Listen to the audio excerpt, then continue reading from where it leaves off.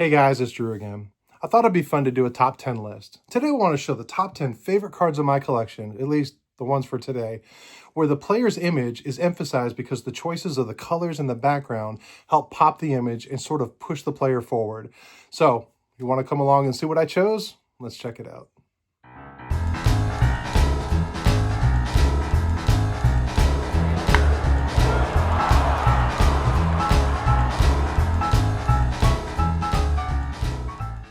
One of the things I like to do within my collection is to be able to take two cards and compare them. I can look at the value of the player, the set, the team, or a number of different things. But what I like to do for this exercise was the image itself. How is it that the choice of the background, the color of the background maybe, help pop the image, showing the true emphasis, showing the true focal point of being the player itself.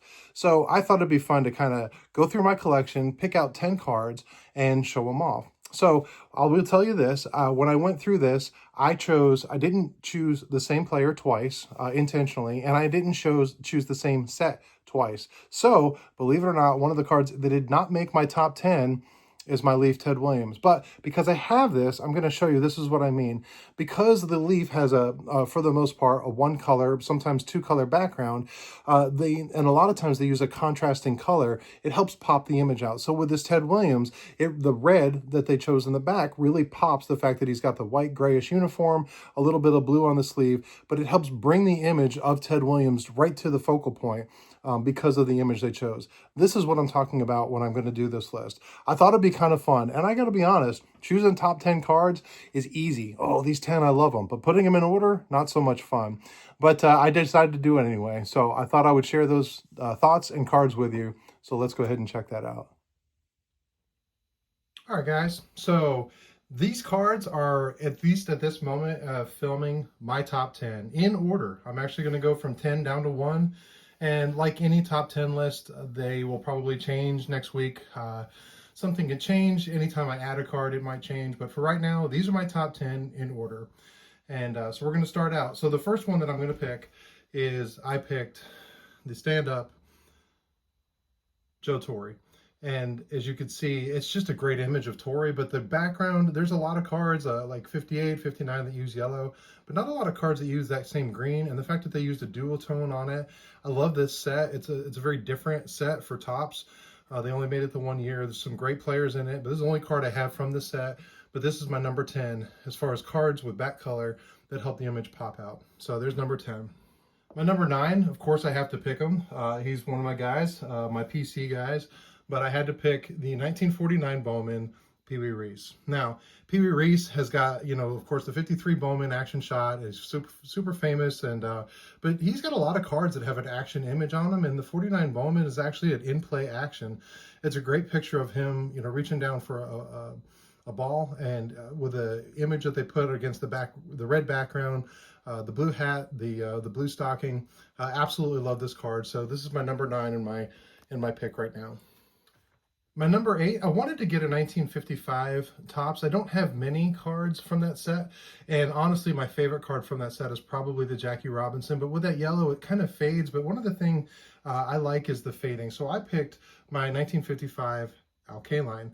And what I mean by the fade is, as you can see, it fades from the white up into a lighter color, and they did that with all the cards. But the yellow, it kind of loses a little bit. So I didn't pick the Robinson. I went with this Kaline. It's just got a great background color highlighting his face, the bigger blow up as well as the batting swing, and I love the contrast with the blue line underneath.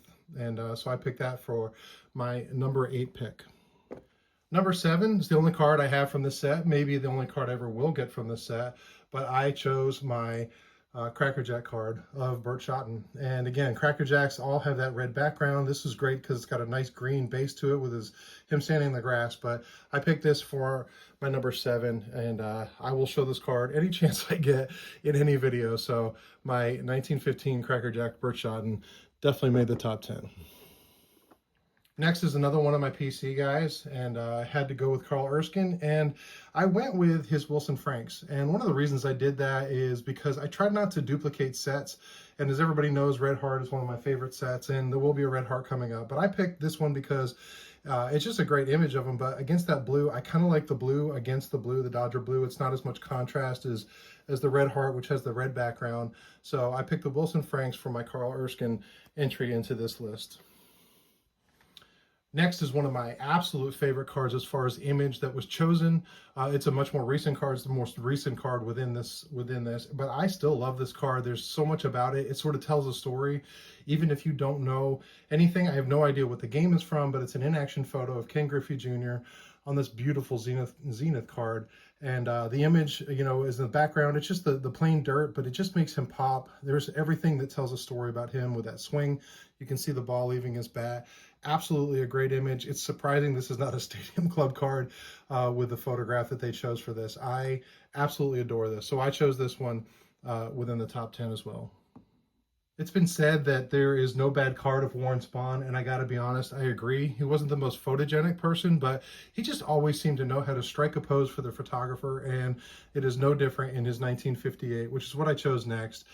He's got that great follow-through, the image of the patch on his arm, and they paired it up perfectly. The contrast with the colors in his uniform, there's a lot going on within his uniform, the stripes on his sock, on his hat with the dual color of his hat, and they just paired it with that beautiful dark green background. So I love this Warren Spahn, probably been my favorite Warren Spahn, easily within my collection, and so I use that one for my number 4.